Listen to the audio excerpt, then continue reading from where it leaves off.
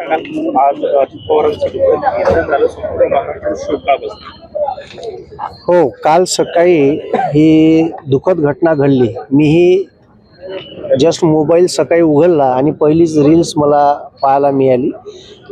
अजितदादांच्या विमानाचा अपघात झाला आणि त्याच्यानंतर गंभीर जखमी अशी बातमी आली होती आणि लगेच 15-20 मिनिटांनं अजितदादांचं दुःखद निधन झालं.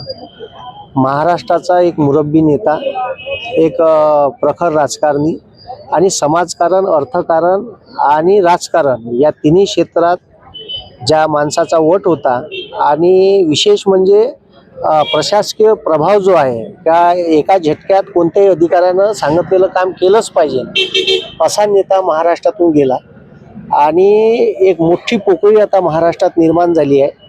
ठीक आहे, या महाराष्ट्राचं राजकारण पुढं कसं असेल असाही प्रश्नचिन्ह लोकांच्या समोर निर्माण झाला आहे आणि असा नेता सर्वसामान्य लोकांमधून गेल्यामुळे सर्वसामान्याचा आवाज, शेतकऱ्याचा आवाज कुठंतरी थांबला असं आम्हाला तरी वाटते. कारण शेतकऱ्याची बाजू धरणारा, शेतकऱ्याचे मुद्दे पटकन निकाली लावणारा एक नेता आणि कुठेही गेल्यानंतर सर्वसामान्याचे जेवढेही निवेदन आहे ते सहज घेऊन त्याच्यावर लगेच तत्काल निकाली काढणारा नेता आमच्यातून आज हिरावला गेला.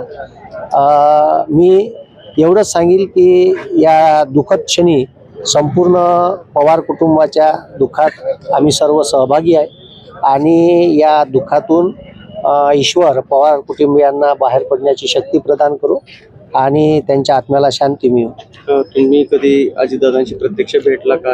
नाही, मी प्रत्यक्ष माझी तर भेट नाही झाली, पण दादांचं जे काम होतं आणि मीडिया म्हणजे मीडियाला आवडणारा आणि मीडियांना खेळून ठेवणारा एकमेव नेता पाहिला. मिश्किल उत्तरं देणं, ठीक आहे, त्याच्यानंतर मीडिया मॅनेजमेंट जे होतं ते दादाचं एक अफलातून होतं आणि एक प्रभाव होता पूर्ण महाराष्ट्रावर.